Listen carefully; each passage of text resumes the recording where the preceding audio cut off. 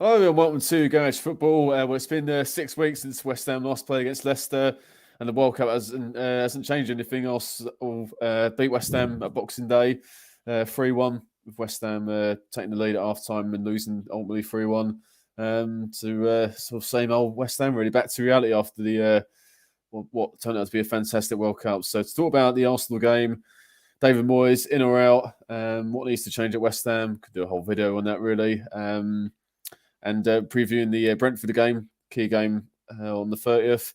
I'm joined by Dennis and Charles again. So, lads, thanks for joining. Before we get underway, don't forget to subscribe to Gadget Football if you're new around here, and let us know your thoughts in the comments below. So, I say cheers, lads, for joining again. So, as I say, back to reality after the World Cup, sort of fantastic World Cup, which turned out to be. Let's get straight into it. So I'll review the Arsenal game. I don't think many of us were expecting us to get the 3 points. Obviously, Arsenal top of the league and flying, even though Gabriel Jesus is injured, but still got great players in really good form. So a surprise lead at half time, but ultimately we went on to lose. So Dennis, what do you make of the game, mate? I mean, if people are familiar with Einstein's definition of insanity, which is doing the same thing expecting different results. It's something like Dave Walker said the exact same thing on the West Ham way. Well, there we are. We're all thinking it, aren't we? We're all thinking. I haven't had a chance to listen to the podcast just yet. I didn't have it much greatest internet honestly, signal. within the first 2 minutes, he says it. Yeah. I didn't have the greatest internet signal on the train back, but we'll probably be listening to it later tonight. But as Ray Wilkins says, my word, there was an air of inevitability about it. I joked to my mum when Ben Rama scored the penalty. I was like, well, we've lost now because we're just going to sit back second half. And it was quite predictable. I mean, with the exception of that one chance Antonio had that replays, I think, showed he would have been probably offside, knowing how VAR calculates, with the hands and whatnot. Other than that, I don't think we really had a chance second half. We got some balls, we got the ball in their half a few times.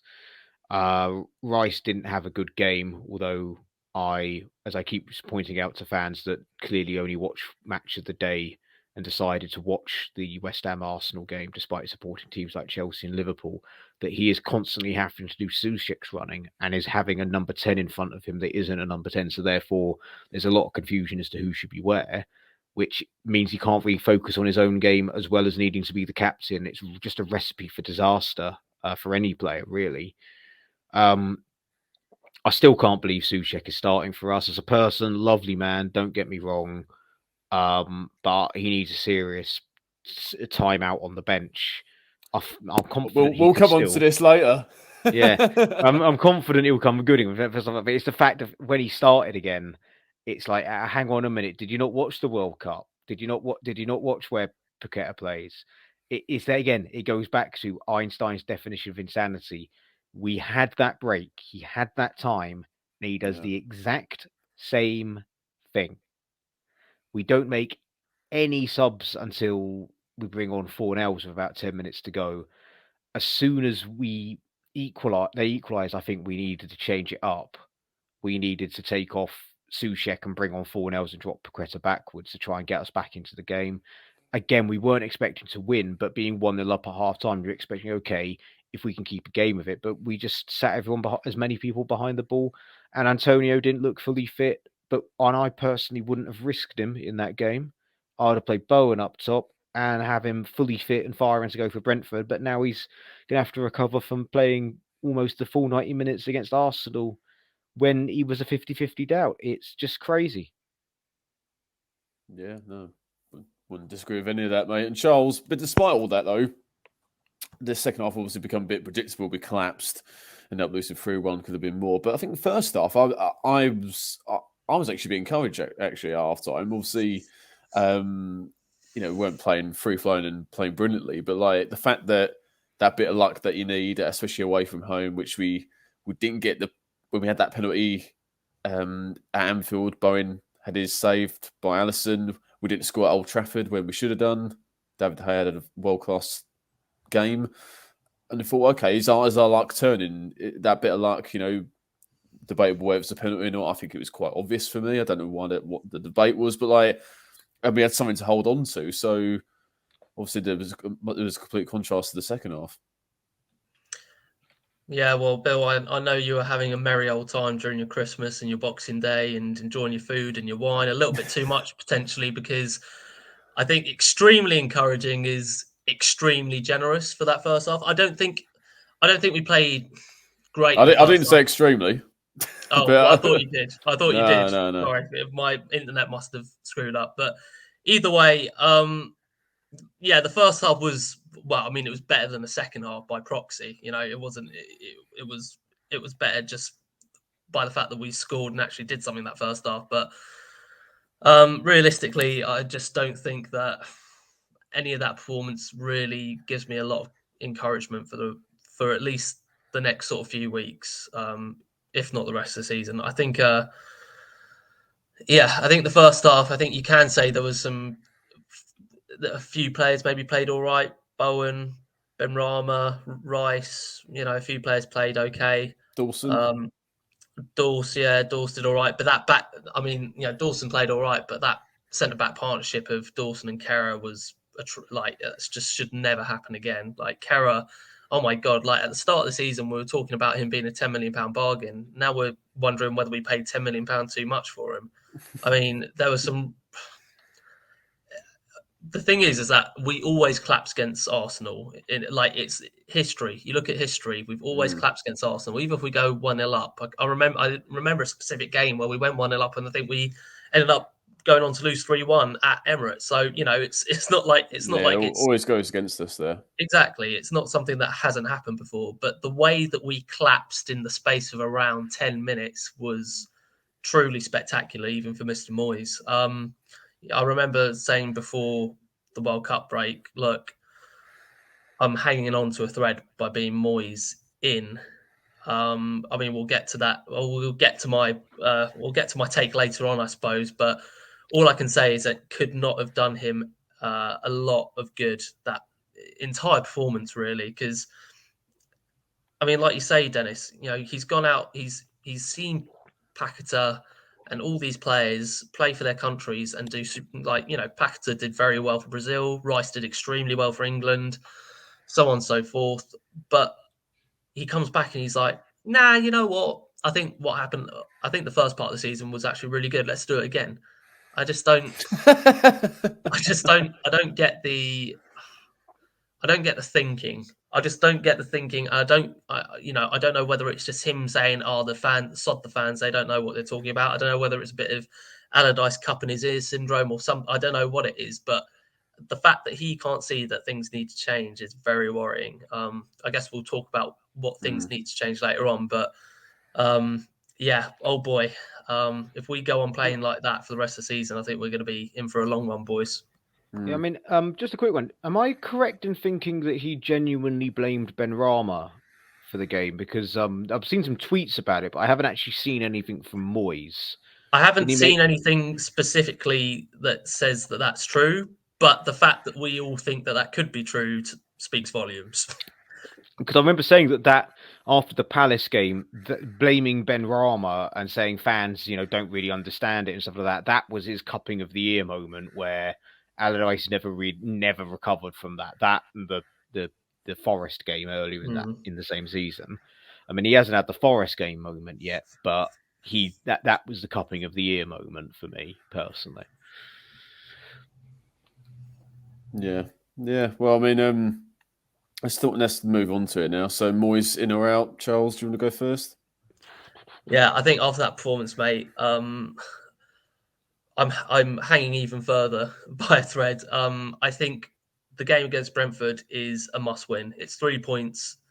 I will take a point if it's a very good performance, but at this stage, we need to be picking up points. We've dropped so many teams, not only teams that we normally do well against, but teams that we should be picking up points against anyway. Like the lower teams or the sort of lower in the half teams. Arsenal is not obviously a good litmus test. They're obviously a team looking out for title glory. But the way we collapsed against them was very worrying, and is not the first time it's happened this season. So I would say I'm leaning more towards Moyes out, but I think Brentford, there's got to be a reaction. There's got to be a reaction. If there's not a reaction, then what are we doing? Why are we wasting time hoping there'll be a reaction the next game where there hasn't been, and we've had that time, over a month now to figure out what's going wrong, what we need to change, and nothing has. So, yeah, I mean, I'd say I'm leaning towards Moyes out now. I guess Dennis will go on to state the problem with that, which he said yesterday, which was a fair enough point. But at the moment, the direction we're in is not looking good. Yeah, no, definitely. Yeah, Dennis. I mean, again, the only reason, the sole and only reason that I'm not Moyes out is because realistically, out of the managers available, won't improve us, won't resolve this. I mean, people will talk about Tuchel, people will talk about Pochettino. If I was them, I wouldn't come to West Ham right now. Beginning of the season, obviously, I don't think Tuchel would have left Chelsea in the position he thought he was going to inherit, but Pochettino might have been a bit more appealing. I think he's a bit more of a fair weather manager. No disrespect to the guy, he's had a relatively successful career, and the politics of PSG probably was what got rid of him, similar to Tuchel. But we've won 5 in our last 23. 4 of which are this season. As I mentioned earlier, Villa, we probably shouldn't. And another day we don't win that game. Fulham, another day our goals and penalty are not given because of how it works out. And Wolves get that equaliser another day of the week in the other game. The only time we've looked convincing was Bournemouth, which was 2 months ago. I know we've had the World Cup in between, but we haven't won in 2 months. Plus, Kerr handballed for the for the goal. So. Yeah, but there was still the penalty at the end, but that would be it. If we hadn't won those other games, like drawn against Wolves and Villa and lost to Fulham and only beaten Bournemouth because of a last-minute penalty, I think Moyes probably would have gone. It's the same before the Leicester game, though, Dennis. How many games have we played this season where over, maybe not a whole 90 minutes, because it's the Premier League, it's very difficult to dominate a match for a whole 90 minutes, but at least look convincing. When have we looked convincing in for the majority of any game this season? Probably Bournemouth. I'd say maybe if I'm being very fair, Bournemouth. We looked convincing. Yeah, but that's not saying much, though, is it? Are you convinced though that we were convincing? Because I'm not. But I'm also going to sound a bit stupid, but we did the watch along, Bill, on it against Forest. I was astounded we didn't score. We were all over them for the majority of the game. That's probably, ironically, Forest is probably but even that though, Dennis, that was only second half. First half, they were all over us. But but the thing is if you break down that run, people go, "Oh, but look what he's done, look what he's taken you." But equally, look, his issue is where are we going now? I mean, he needs a big second half of the season, and we've got some winnable games coming up, but we're probably at our lowest, and then we're going to have an uphill battle going to places, going to the Etihad or hosting Man United and Liverpool, being in a situation where, okay, we need to pick something up here now. We need to get a point or 3, to be convincing. That's what I'm worried about. If we have a decent performance against Bournemouth, I mean, I've put Ivan Toney in my fantasy team. That's how confident I am about Bournemouth on Friday. But if we then turn up against Leicester and Everton, say Leeds and Everton, I think he will have bought himself some time. I reckon, but the problem with that is, let's say we lose all our next 3 games, especially a team, we'll be in the bottom 3. And then what's going to happen? Moyes goes, I don't even think we get Dice. I think what happens is Moyes goes and Mark Warburton becomes our manager. And I'm not sure how that will go, because he would have been in the same training sessions. He is either in Moyes' ear telling him stuff and is being ignored, or he's agreeing with Moyes in our approach. I'm not too sure. I mean, the fact that Moyes is sticking with choosing Soucek as his hill to die on and vilifying Benrahma, who, okay, Dimitri Payet, he is not, but he has been one of our better players this season. Forest away was one of the best games he's had in a West Ham shirt, in my honest opinion. and he was our best player against Palace. It got hooked and to a chorus of boos and chants of Syed Benrahma, which got that his ear cupping moment. So I don't really know. It's going to sound like I'm sitting on the fence here, like a politician, but I don't really see it either way that it's working. People talking about us getting Scott Parker. Scott Parker, I love the guy as a footballer, and yeah, I loved him in a West Ham shirt, but I don't think he's the guy you're bringing for a relegation battle. And he's, not really gone the distance with two clubs now, Fulham and Bournemouth, where he's sort of been a bit exposed at the highest league. Look how much better Fulham are under Marco Silva than they were under him. Look at what Bournemouth are doing now compared to where they were at the beginning of the season, where they were, likely to be going straight down bottom of the table based on how they were still playing. Might do, but yeah. They still may do, but they're above us in the table right now, mate. We beat them, but they're still above us, with Gary O'Neill in charge. So I don't really see Scott Parker as an option. I think it's going to be either Dyche or Warburton, and I reckon they'll just give it to Warburton on a caretaker basis to the end of the season and hope we stay up. If we go down, we're in a world of trouble with the amount of money we spent. So you're sitting on the fence then? Very much. I'm not so much sitting on the fence. I'm just pointing out that actually, they won't sack him now. They'll only sack him and pay. Cause they've got to pay him to sack him, Golden Sullivan. You've got to understand. They'll only sack him where it's like we are in serious trouble, but then they'll end up panicking and just giving it to Warburton on the cheap. Yeah. Decisions, yeah. I heard that another bit of Twitter gossip that may or may not be true, but I hear that a lot of the players really don't like Warburton, and I know that could be hearsay, or that could be complete and utter bullshit. But I mean, that in itself is just hilarious. If the person who's going to come in to take over for Moyes is even more disliked than the actual manager. I mean, that's the thing with Moyes. I feel like the players do respect him and like him, which is probably why he's going to get a bit more time at this than someone like an Avram Grant, where they're just like, right, off you pop. But yeah, I think Dennis is right. Realistically, you've got to look at who's actually going to come in if we get rid of him, and B, also, if we take Moyes out for being a negative Nancy and bringing, with all these tactics, and then bring in Dyche, I mean, you're not really seeing the problem here. So yeah, I do understand the problem, but I mean, you also can't just let things fester to a point where we do get to a stage where a relegation battle is very much on the cards. One option I've been thinking of, lads, sorry, Dennis, is,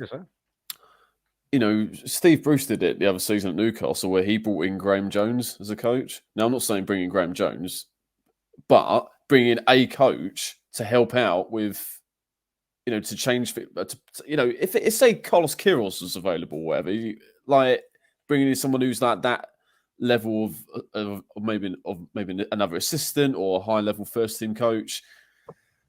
If there's no real obvious candidate out there, just change something. We'll come Marcelo Bielsa. Yeah. Well, I think he obviously got exposed with his. I mean, Leeds would have got relegated if he stayed in charge. I think so. I don't think his style of play really suits the Premier, unfortunately. Yeah, I mean the a couple of points to come on what Charles said is, first of all, I've not seen the rumor that an innuendo that they don't like Warburton. However, when Pierce initially didn't come back to the backroom staff before lockdown, there was rumors that the players didn't like Pierce's approach on the training and no nonsense style. That turned out to be bollocks, and the players loved Pierce. It was because the owners had temporarily not wanted him to come back because of apparently being critical of David Gold. The other thing with Dyche is that Dyche said something really interesting. I don't know what podcast it was because he's on a bit of a podcast tour, but he was saying that he was sort of a bit like self-deprecating and be like, I know this will be, I'll say this anyway, but he says he bases his style of play based on what he has. And he points out that at Burnley, I had this transfer budget, so I stuck with this in order to stay up. He didn't point it out, but I can remember when he was Watford manager, admittedly, it was 4-4-2 and it was a bit of a mix of long ball, but Watford played very attacking and scored a lot of goals and very nearly snuck into the playoffs in the season we were in the playoffs. But equally, Sam Allardyce made many infamous claims, such as he was more suited to managing Real Madrid. And my Allardyce. My teams wouldn't throw away a 2-goal lead away from home when we regularly did that under. Well, okay, maybe not regularly, but it happened more often than it should have under him.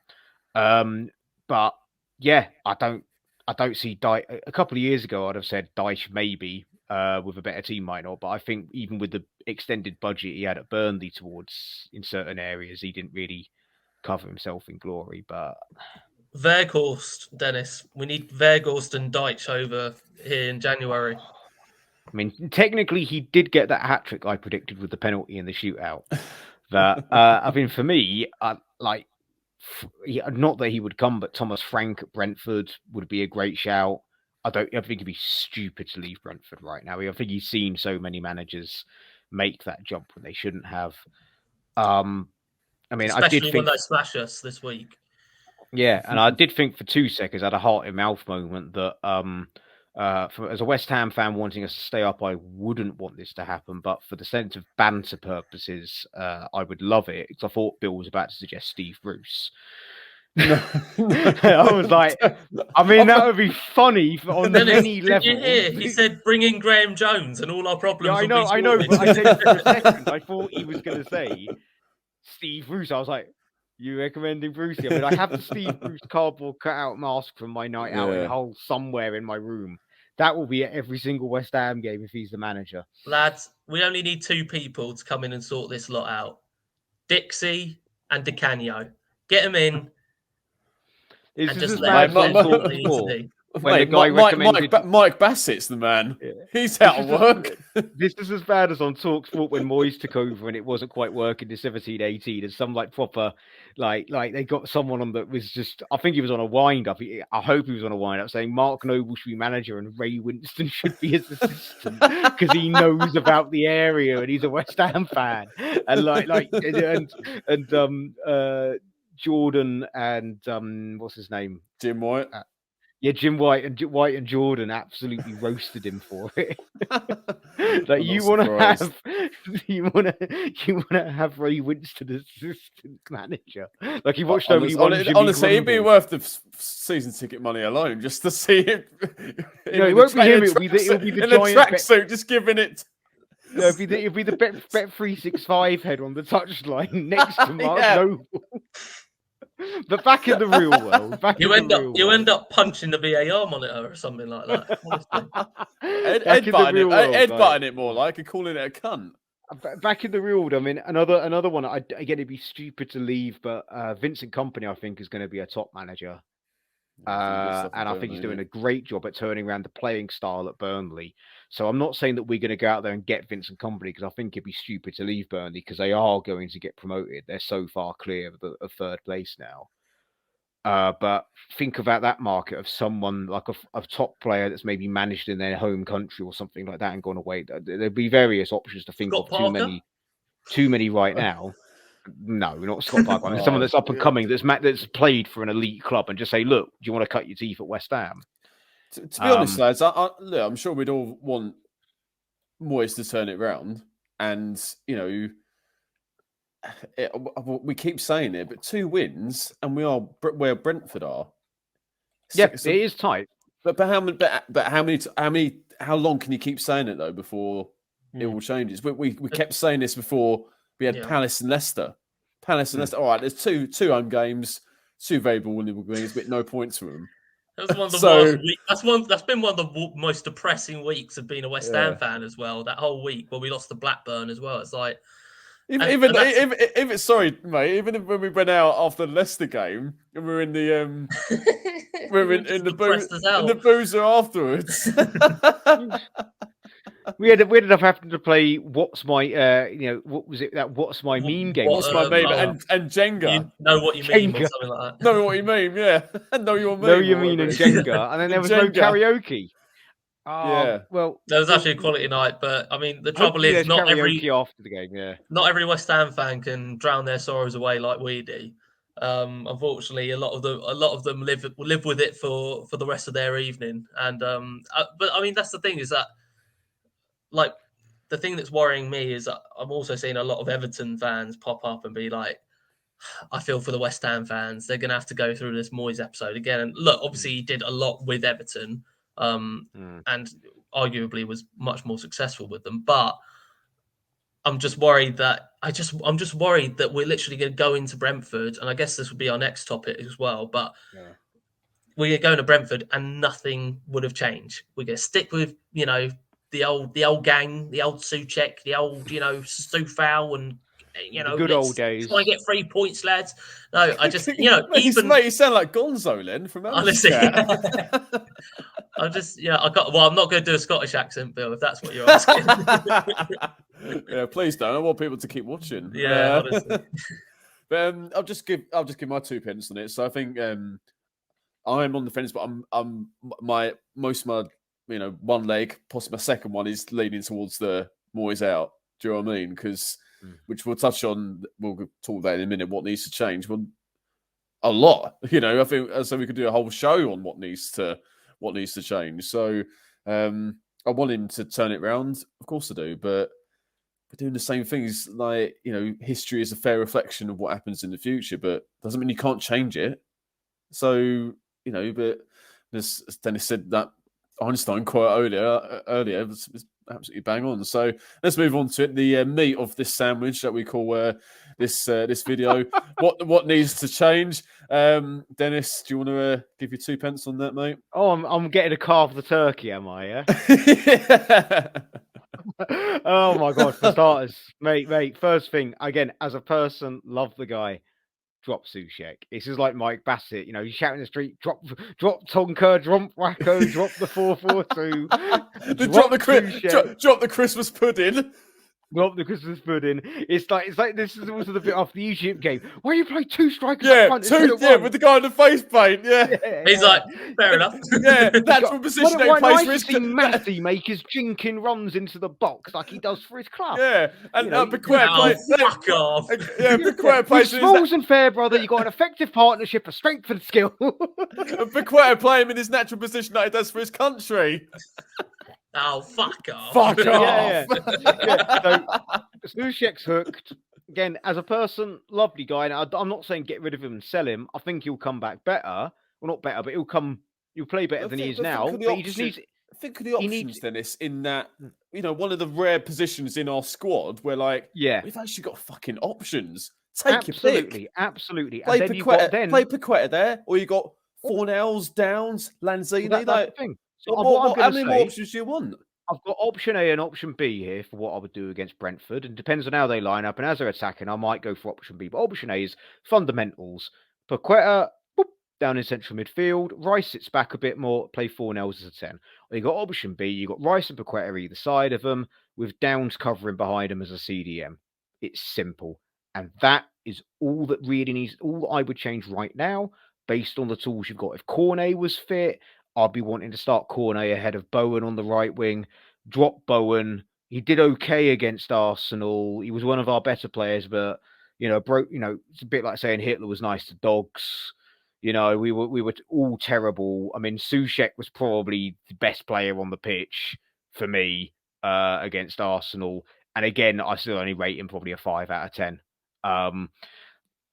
The whole issue is that right backs become a problem position for us again, which is a perennial problem for West Ham United. We had it fixed for about 16 months. But as for now, that's the only change I would realistically make, unless Aguerd is fully fit. I'd put him in there. But it's in that it all starts in central midfield because it has so much more of a knock-on effect, mate. Because Rice then has to do Souček's covering, which means we're then caught sometimes flat-footed, or he has to flap a little bit at tackles. As a result, our wingers have to not be wingers, but come in and sort of be covering the number 10 or even sometimes central midfield position. Bequeta is not a natural number 10. You resolve all those issues if you drop Bequeta back a bit and either have a natural number 10 in front and not have Fornells play as a left winger for some bizarre reason, or you drop Downs in to do the sweeping as a CDM and have the other two in central midfield. I would persist with Antonio up top because Scamacca's injured, and I think Bowen isn't. Bowen would be okay. He's okay in Europe as a striker, but not in the Premier League, in my opinion. He's totally off the boil in form. Yeah, no, I wouldn't disagree with any of that, mate. I think for me, I think there's a whole host of changes we've got to make because it's not one problem. What you fix one problem, you got another one to sort out. So, well, here's one, lads. Actually, the second goal, Martin Lenny's goal, I think it was a huge mistake from Fabianski. I mean, before I go on to what I think, what else needs to change? Would you change the goalkeeper? Yes, I would.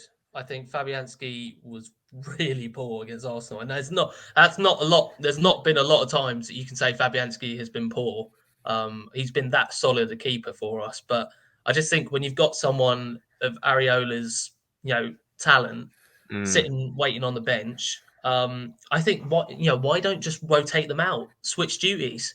Areola goes to the Prem, Fabianski does Europa and the Cups. Seems like a fair deal to me, especially with Fabianski, potentially, retiring either or potentially leaving at the end of this season or maybe next season if we extend. But yeah, I mean, Fab is brilliant, but God, those were some poor goals, especially like you say, that second goal. I think that was a really rookie. It was a rookie error. Well, it was like he was back playing at Arsenal. Flappy Yeah, that was Fabianski. I mean, and Areola's kept us in games in Europe, both this season and last season. I think. Look, I'm a huge Fabianski fan, but I think even sides when we haven't lost 5 or 6-0, but like even where that happens and the goalkeeper's not been at fault, the amount of times where manager will change the goalkeeper even though he's not been at fault just to freshen it up a little bit. And I think we need to freshen up the whole side. So I wouldn't be against Areola coming in, but yeah, it's just I think injuries play a part. But it's obviously shown about Zuma and Aguerd. I think they'd be our first choice centre back pairing comfortably, but obviously they're not available. So I think at the moment with Bonner's, injury record, I don't know if I'd risk him. So I might. I'd honestly risk him based on. Sorry, Bill. I'd honestly just risk him just so I don't have to see Kera with Dawson again. Like Dawson was fine against Arsenal. Well, I mean, he was all right against Arsenal, but he does have an error in Dawson, and then you put him with Kera. Oh my God! Just for God's sake, put Ogbonna in, risk him. I can't see that again. I think Aguerd might be thrown in against Brentford personally. Yeah, I'd play him. Yeah, I don't know who for, but he played. He played well when he came on against Leicester, in my honest opinion, as a ball player. I can't remember which game it was. I can't recall. It could have been Palace because I think he came on in that game as well. But he played it was Blackburn in the League Cup. He played an absolutely amazing ball forward in that game. So I think he'll make a big difference when he comes back. But yeah, defensively, I wouldn't like. I maybe that, but it'd be a risk, and similar with Ogbonna. But there's not a lot you really can change. I'd potentially bring Johnson in for Soufal. I think Soufal's really lost a yard of pace. He's just not the same. I mean, people blame him for Saka's goal. I mean, I think just in general, he's just lost the yard of pace. He's not as reliable as he has been. I think also, Bill, the trouble is, I mean, Johnson himself has really not been convincing this year. Well, that's the thing. We've played 3 right backs in like half a season. And there's an issue with his contract running down as well, isn't it? That's possibly playing on his mind as well. Yeah, well, I mean, contract or no contract, he's not looked good this season. I think, for all the slating I've done of Kera, I'd actually rather have him at right back because he seems to at least play okay at right back, or a lot better at right back than he does centre back. But also, I think in terms of Dennis, you were saying about Antonio, I think Scamacca's, judging from the post-match comments against that Moyes made, apparently Scamacca should be good for the Brentford game. So my thinking is potentially 60 minutes Scamacca, 40 minutes of Antonio. If that's possible, definitely, because then or I would have them both up top, because again against Liverpool away, where we missed that, we lost 1-0, we missed that penalty. That when Antonio came on, they were absolutely terrified, and he had Skamaka nearby him to mop up, pick up loose balls or have a shot from distance. I still want to see them play together. It's just whether we can have that balance behind him. Like you say, Bill, like everything. I think the trouble is when you keep on playing the same players over and over again, they get that sense of entitlement. I don't think Souček's the type of person to get entitled about things. I think he knows that he's not playing well. But you've got to firmly give a kick up the arse and say, look, you got to take players out of the firing line. Look at what Ten Hag did with Harry Maguire. He was getting a load of stick, playing poorly, and this worked out. Because Maguire had a good World Cup, for England. So I think obviously we mentioned that centre midfield. I think we've done it to death. But Souček's got to be dropped from the side, play Piquet alongside Rice. And then take your pick, Lanzini or Fornals. I'd play Fornals personally. It just brings that bit of energy and dynamism, which we're badly missing. Our goal scoring is pathetic this season. Southampton, who are bottom of the league, have scored more goals than us. And look at their squad. Look at their squad compared to ours, and they've scored more Premier League goals than us. So I think I disagree with Dennis slightly. I think Bowen looked more closer to his better form. Against Arsenal. No, he was good. I was saying if Cornet was available, I would play him against Brentford for a bit more of a direct pace. That's all I was saying. I weren't saying that Bowen needs to be dropped per se. Is that if the option was there, I would have him on the bench. I think I'm going to start putting up missing posters around Stratford looking for Cornet because. Yeah, and then I've been warned by Burnley fans he was like that. Apparently he's made of glass, they said. So. And then a lot of what do you make fans of the formation? It's the same old predictable. But I think if you change the players in that formation, surely that would make a difference. I don't think 3 at the back or anything other formation will really actually change us that much. It may probably make us even worse, actually. Well, that's the thing, Bill. It's not necessarily the formation that needs to change. It's how we utilise that formation. And I mean, there was this mentality as well, mate. Yeah, definitely, and potentially personnel. But there was this awful graphic I saw this week of team. It was a graph, and it was all the Premier League teams on it, and it was basically like teams that were pressing. It was like teams pressing high against, 0.1 or tackles made or whatever it was. And West Ham, unsurprisingly, were not only not anywhere close to being competitive in that graph, we were right down bottom. And I'm like, I just don't get. I think that's one of the main problems. I think I saw that. Was that The Athletic had that? Yeah. It was, I saw that. Yeah, we were like the lone dot. Everyone else was in their own group on their own, together, and we're just like our little speck on our own. I think if we could have been any lower, they would have moved us lower.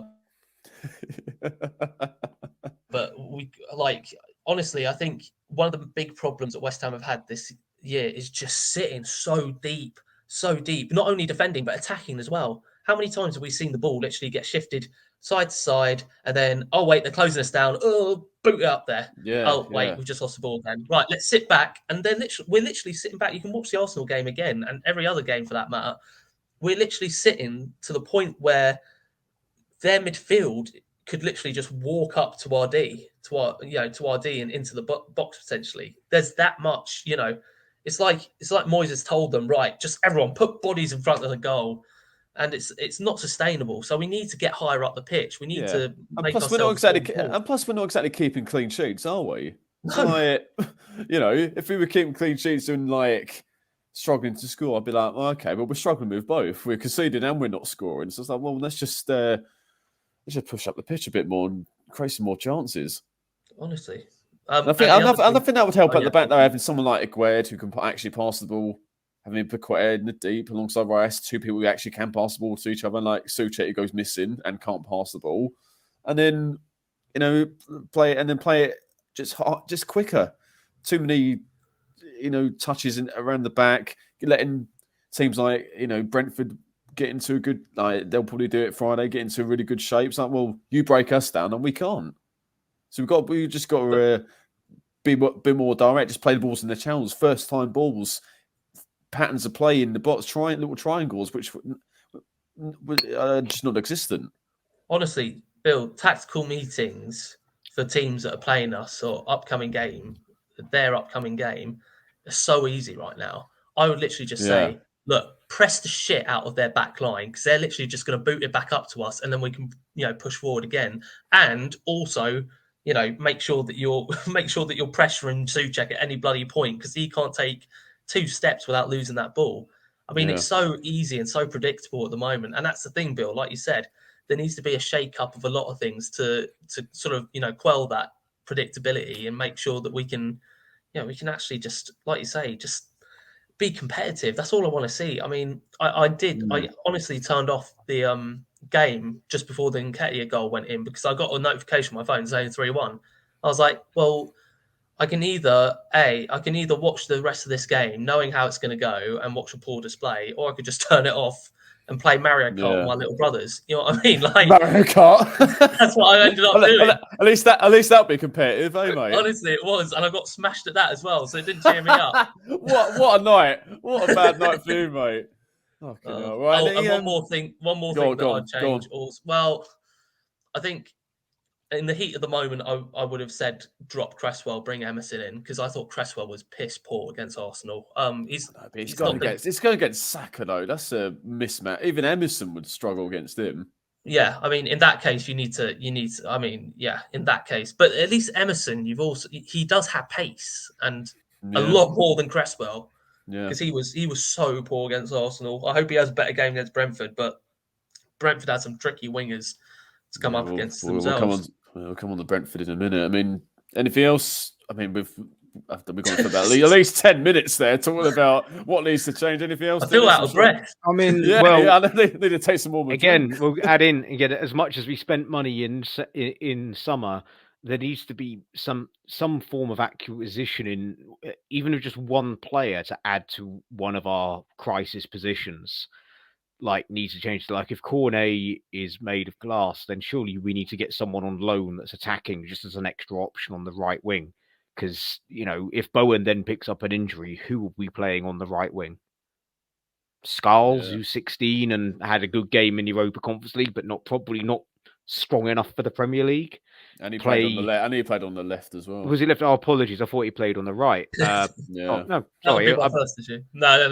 I get you. I just remember the cross that came in for his assist came in from the right, so I assumed he was on the right.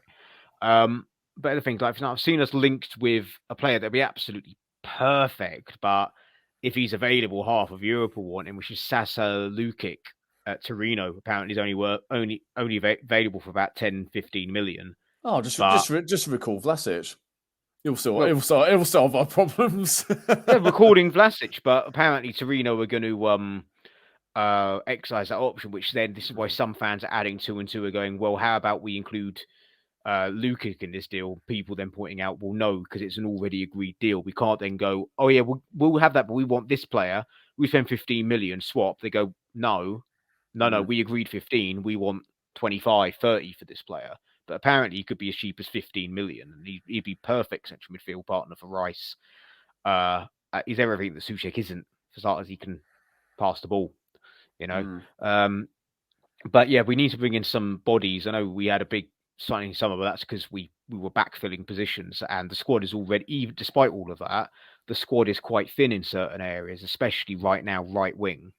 And again, let's say Antonio and Scamacca do break down. You play Bowen up top. Again, the question goes back to who are you playing wide right? Are you playing Benny out there? Are you playing Fornells? Are you playing Lanzini? All of which would be out of position. Yeah, well, we answered this question. What needs to change? A fucking lot. So, all right, anyway, we talked on it, chatted on it earlier.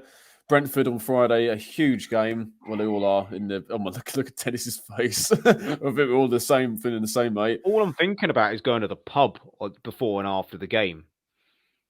That's what I'm thinking about, mate. In preparation, I don't care. The game is secondary. The game is just like, right, if we just lose by 1 and make it entertaining, okay. Yeah, it's the level we're at. God. Well, that's the thing with football. things are never as good as what they seem, and also never as bad as what they seem. And we're unfortunately it's been the former with us. Charles, you mentioned earlier, teams will relish playing us, and then Brentford, they're going to be licking their lips coming to London Stadium on Friday. Yeah, I think. I had a look at the odds for this game on Friday, and for some reason we're evens to win, which means we're heavy favourite to win. So interesting to see where they get their information from. But yeah, I think this, unfortunately, well, I mean, the only way we win this game, because let's be honest, 3 or 4 days or however long the gap is between Arsenal and Brentford, is not enough time for Moyes to actually go, shit, I've been playing so negative all this time. I'm going to change it all. He's going to come out and he's going to do pretty much fairly similar to Arsenal. He might make a few personnel changes. I can't see the tactics changing. I can't see the style changing. I can't see any of those sort of things changing. So the only way we come out with a result is essentially just shithousing our way to victory or to a draw.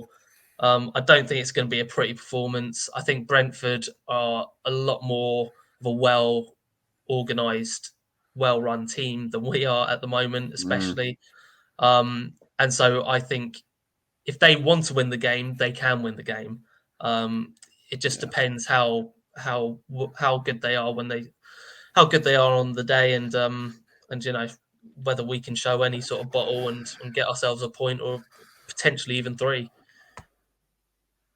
Yeah, no, spot on, mate. I think, as I say, I think they're gonna relish it. I mean, they haven't. It's weird that you think would have won more games than they've only won 4, but they've only lost 4, so they've drawn a lot of games this season. But going into the break, they beat Man City at the Etihad, brilliant result, and then Boxing Day they drew with Tottenham. They were 2-0 up. And Tottenham did a great comeback as they have done recently in a lot of games, but Brentford should have won that. So they're gonna come in as favourites, to be honest with you. The way they're playing at the moment, look at the 2 squads. West Ham's, you'd say is better on paper, but their whole is greater than the sum of their parts. And Thomas Frank deserves a lot of credit.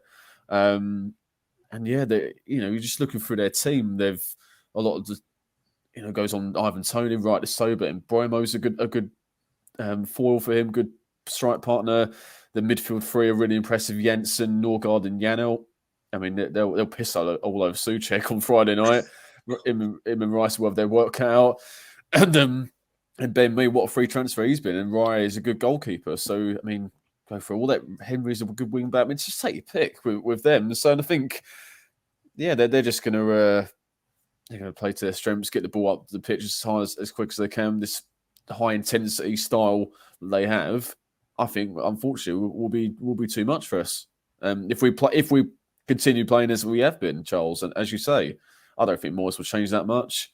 We all want a big performance, best performance of the season, but history this season hasn't shown that. We haven't played well, especially in first halves. It would be surprised me if Brentford are 3-0 up at half time on Friday. As much as that's a sad thing to say, but unfortunately, that is bleak coming from you, Bill. It's realistic, unfortunately. Dennis? I mean, as I said, there's a famous saying I had, which is, I don't want to be a negative Nigel, but I have to be. I mean, as I said, I have Cody. I have Tony in my fantasy team. I've transferred him in for Jesus. Have you put him as captain? I'm tempted, and Haaland's playing Everton, and Haaland's on a hat-trick against Leeds at the minute. There is a temptation to put Tony in. Yeah. But yeah, that shows the faith that I have at the minute. I don't have a single West Ham player in my fantasy team and haven't for a while. I think I had Bowen at the start of the season. But yeah, I don't have much of it. Honestly, as I said before, it sounds stupid, but as long as I'm at the stage where against a team like Brentford, now Brentford, you said before, haven't won too many games with the team that breaks those streaks, And also Brentford, as shown last season, are a team that just have our number. They just do. There's some teams that just do. Do you remember? We'd always have teams where it's like, Oh, but they'll beat us. But they'll beat us. No matter how good we're playing, they will beat us. Like outside of the big teams, like for example, Everton for quite a while, especially under Martinez, would always be the team that we lose to, where we'd be on a good run up, but we'd lose to them. And that's what I said beforehand. I just want, I'm not, to paraphrase Neil Warnock in that famous halftime team talk at Huddersfield, where he F's and blinds at them and says, you're in Latvia and stuff like that. I just want to see a good West Ham performance second half, or in this case, 90 minutes. Obviously, I want us to win. But if we lose with dignity, and it's one of those where we come away thinking we could have got something from that, because against Arsenal, Leicester, we were never going to win those in a month for Sundays. Palace was a bit of kick in the teeth, but it was inevitable from the amount we sat back, if we're going to lose a game, I want to lose a game like we do against Forest, where it's like we were the better team. We should have got something. We were very unlucky. Or like second half at Anfield and at Old Trafford. For example, and Stamford Bridge as well. And obviously, I want us to win or get the equaliser. I'm not saying I want us to lose, but what I don't want is to come off that pitch after a 4-1, 3-1 drumming and be like, oh, well, we go again, waiting for the statement, not the result we wanted.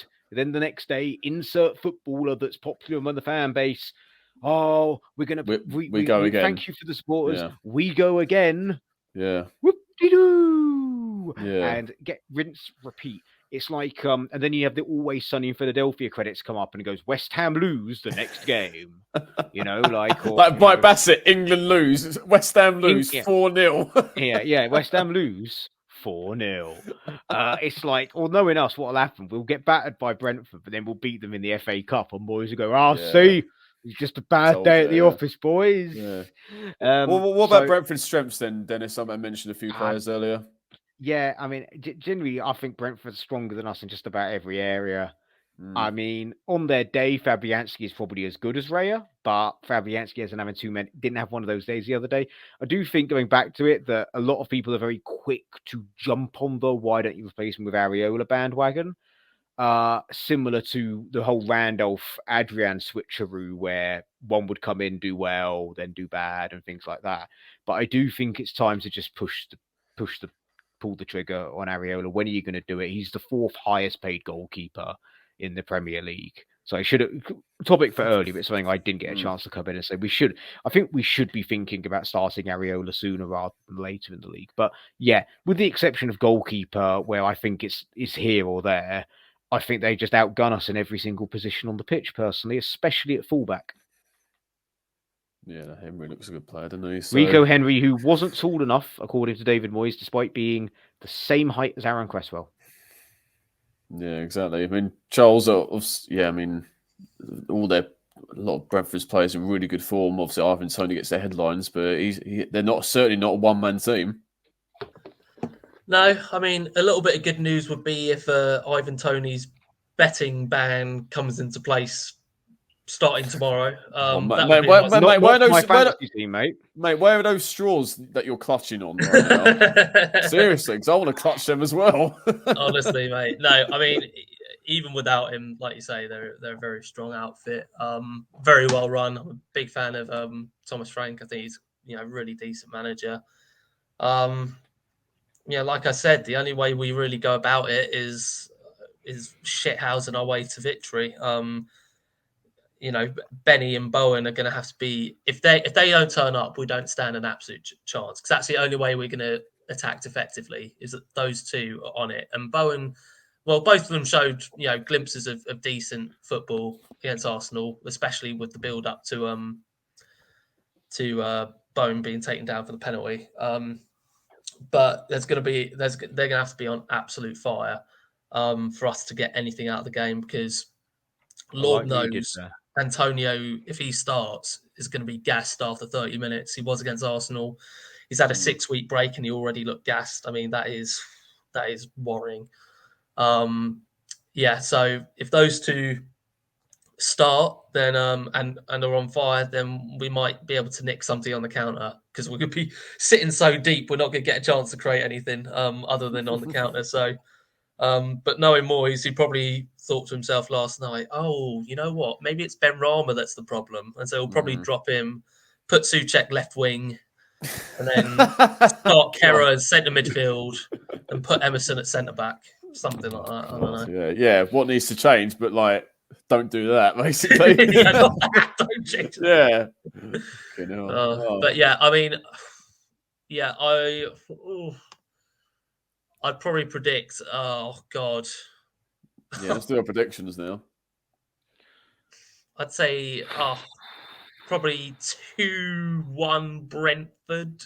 That's me being optimistic. I was trying to go for a draw there, but I just couldn't bring myself to. Yeah, Dennis.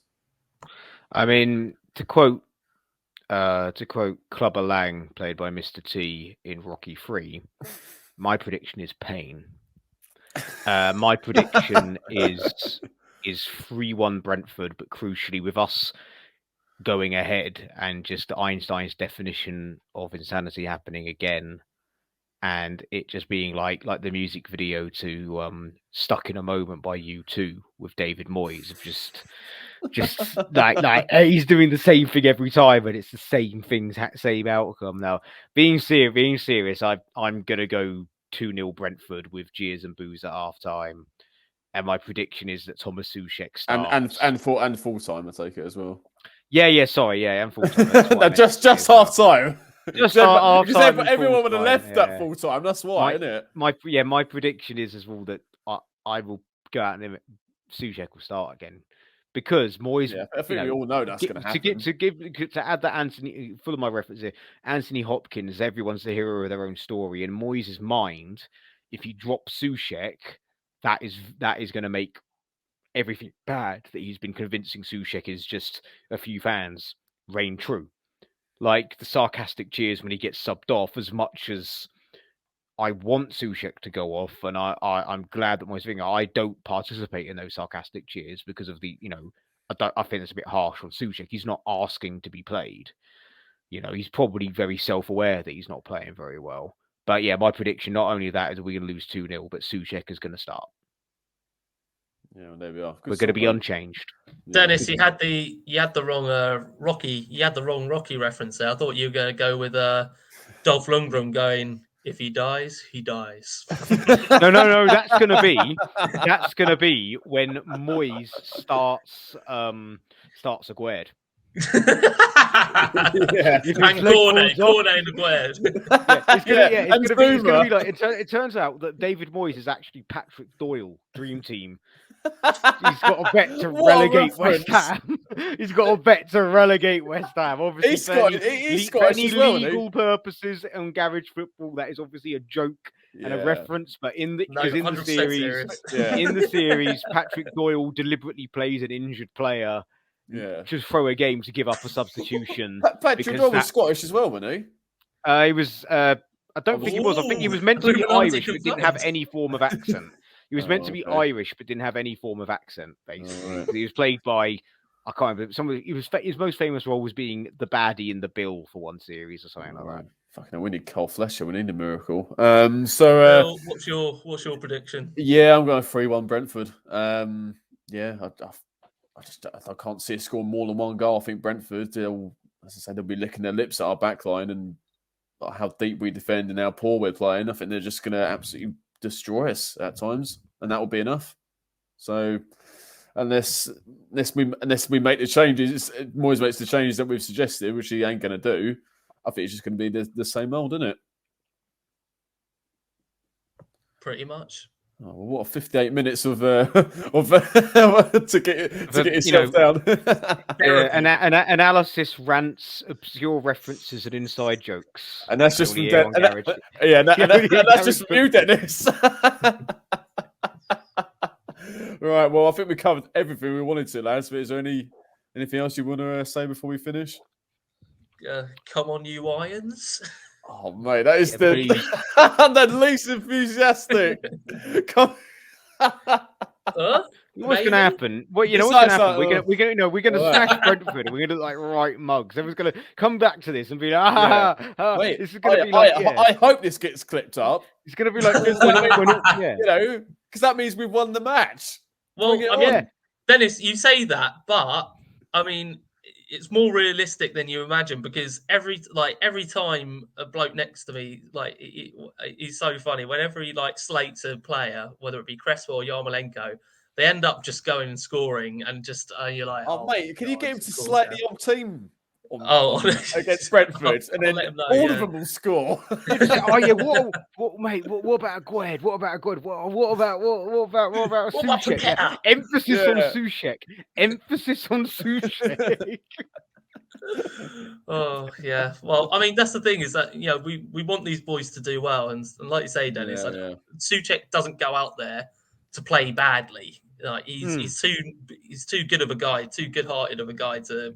Yeah, he wants to do well, but unfortunately, he's not the person that we need on the pitch right now. And if he does start, then I just hope that he gives his all and plays as well as he can. But I yeah, said, with the exception of 45 minutes against Spurs, he's not been at his best. yeah, He came out second half against Spurs and all guns were airing and got one of his late runs to the box. I think, without going down another topic issue, but I think for me, the big problem is, as we found out over the years, they figured out how we play. Teams have figured out Souček's weaknesses, and now he's exposed. He was a total unknown when he came into us. That's why for the first season and a half, he was incredible. brilliant. Yeah, plus our style of play's changed since then. We're not getting as many balls in the box. We're trying to pass the ball a bit more, but it's not really working, is it? So, right, well, shall we end it there, lads? Please, dear God. Okay. Please do. All right, well, thanks for joining us, and I'll see you on Friday. Yeah, see you Friday, lads. So thanks everyone for watching. Subscribe to Gadget Football if you're new. Let us know your thoughts in the comments below. And only one more thing left to say. Come on, you Irons.